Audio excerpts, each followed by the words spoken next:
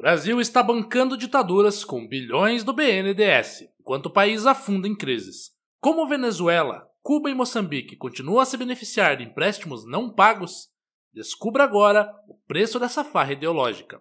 Este é o Visão Libertária, sua fonte de informações descentralizadas e distribuídas. Ajude a propagar as ideias de liberdade. Deixe o seu like e compartilhe com seus amigos. Um artigo seu pode virar vídeo aqui também, sabia? Este artigo foi sugerido por Professor Libertário do Gomes Freire, escrito por Um Sonho de Liberdade, revisado por Coreia com K e narrado por Gordinho Caipira. A mula de 9 cascos, sempre com sua lábia inconfundível e sua habilidade de vender utopias socialistas, volta à cena com mais uma de suas ideias mirabolantes. A proposta? Pegar o dinheiro do contribuinte brasileiro e emprestar para países que, na prática, já deram calote no Brasil. Como bom orador de um universo paralelo, o cachaceiro não hesita em defender a empreitada, dizendo que todo mundo pagará. Claro, porque na sua visão, basta apenas um discurso bonito. A realidade já tratou de apresentar os números. Estamos no prejuízo de 8,2 bilhões de reais, cortesia de uma política que beira o surrealismo. E quem está por trás desse rombo? Não poderia ser diferente. Venezuela, Cuba e Moçambique. Um trio que parece ser escolhido a dedo não pela confiabilidade financeira, mas pelo alinhamento ideológico. A Venezuela, com sua economia em frangalhos, deve mais de 3,45 bilhões de reais. Hugo Chávez, tratado como um irmão pelo cachaceiro, deixou como legado um país mergulhado no caos, onde até papel higiênico virou artigo de luxo. Mas para o Brasil, deixou outra lembrança: dívidas. Cuba, por sua vez, deu o seu toque especial nessa ópera econômica. Um calote de 4,32 bilhões, prometendo como garantia a produção de charutos. Sim, charutos! E Moçambique ainda deve mais de 641 milhões de reais. Esses três países não são apenas devedores, são os protagonistas de uma tragicomédia financeira que mistura incompetência, ideologia e descaso com o dinheiro público. E o mais curioso é a confiança cega do presidente, como se essas dívidas pudessem ser pagas por um passe de mágica. Afinal, para ele o importante é o gesto de solidariedade internacional, ou, traduzindo para a realidade, o financiamento de regimes autoritários às custas do povo brasileiro. Enquanto isso, em terras tupiniquins, as escolas desabam, os hospitais estão saturados e a infraestrutura em ruínas reclama por investimentos. Mas quem realmente se importa, não é? Para a mula velha, parece ser mais importante financiar governos falidos em nome da solidariedade internacional do que enfrentar os problemas urgentes do próprio país. E seguimos assim, com a conta crescendo, enquanto a tragédia da política brasileira é bancada por quem de fato trabalha e sustenta a nação. A Venezuela, aquela comandada pelo falecido Chávez e agora por Maduro, lidera a lista dos caloteiros com 3,45 bilhões de reais. Esse dinheiro foi destinado a projetos como o metrô de Caracas, um estaleiro e uma siderúrgica, todos inacabados como se fosse uma piada de mau gosto. Em um país mergulhado na fome, escassez e crise, investir em tais obras é simplesmente absurdo. Mas para o presidiário, o que importa mesmo é manter seus aliados ideológicos alimentados com o dinheiro do povo brasileiro, mesmo que o país pague a conta enquanto a Venezuela afunda. Moçambique, com sua famosa eficiência africana, ficou devendo 641 milhões de reais. Esse valor foi destinado a financiar um aeroporto vazio, quase uma pista para aviões fantasmas, e uma barragem que, se realmente existir, deve estar perdida em algum lugar do imaginário coletivo de quem assinou os contratos. Mas claro, o que importa é a solidariedade internacional. Um dinheiro desperdiçado, enquanto o Brasil vê seus próprios problemas sendo ignorados. E Cuba? Ah, Cuba, o paraíso socialista, que apesar das suas tantas vitórias revolucionárias, continua dependendo de financiamento externo.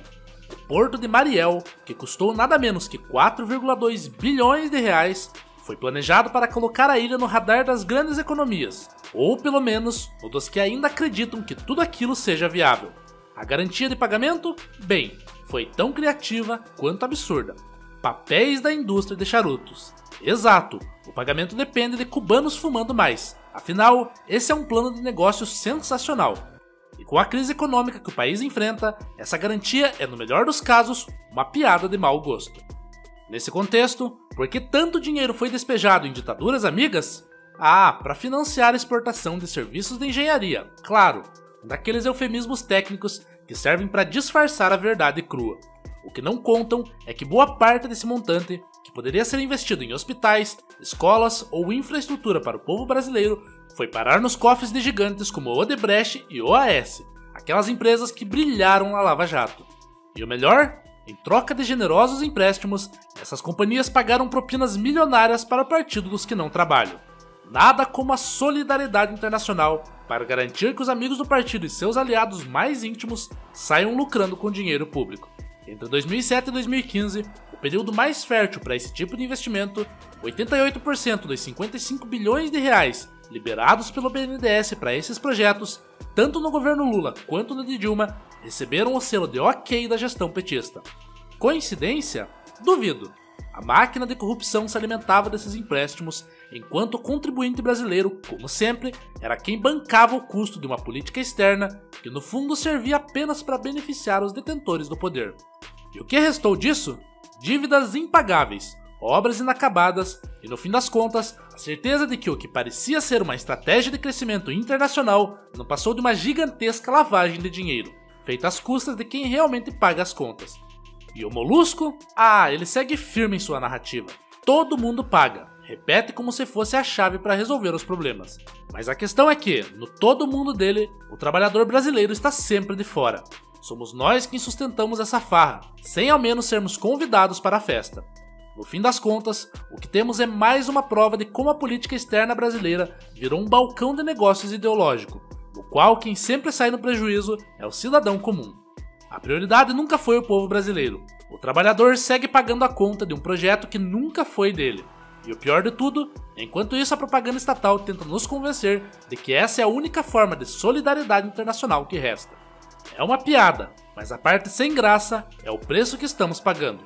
Por isso que os libertários sempre dizem que o Estado é uma gangue que rouba seu dinheiro diariamente para dar aos amigos que ajudam a encobrir suas falcatruas. Não importa quem esteja no governo, os amigos do rei sempre serão beneficiados em troca de tapinhas nas costas. O povo, aquele grande amontoado de pessoas que trabalham constantemente para colocar comida na mesa, é espoliado, deixado às traças e ao desalento. Precisam se humilhar para conseguir um serviço péssimo feito por profissionais incompetentes. Ou ainda, necessitam de permissões de pessoas que nunca viram para poderem se sustentar. Essa é a realidade de sempre. Mesmo sendo pintada diariamente aos nossos olhos quando acordamos, diversas pessoas ainda acreditam ser uma utopia pensar em um mundo sem Estado, sem um ente espoliador da sua vida e da sua propriedade. Devido a isso, dizemos que a melhor saída é o aeroporto, ou a contra-economia, caso queira ficar por aqui, por meio da utilização de uma economia circular que usa o Bitcoin como moeda. Se não podemos apenas excluir o Estado do mundo, ao menos nos é permitido retirá-lo do nosso dinheiro. No fim, os brasileiros precisarão aguentar mais longos 2 anos para tentar trocar aquele que toca o berrante. Assim, quem sabe, o próximo se compadeça e nos dê um pasto mais verde para vivermos. Obrigado pela audiência. Este é um canal colaborativo. Participe você também. Cadastre-se agora mesmo no nosso site visãolibertaria.com e envie os seus artigos por lá. Os colaboradores recebem recompensas em Bitcoin. Inscreva-se no canal e clique no botão da campainha para ser avisado de novos vídeos. Até a próxima!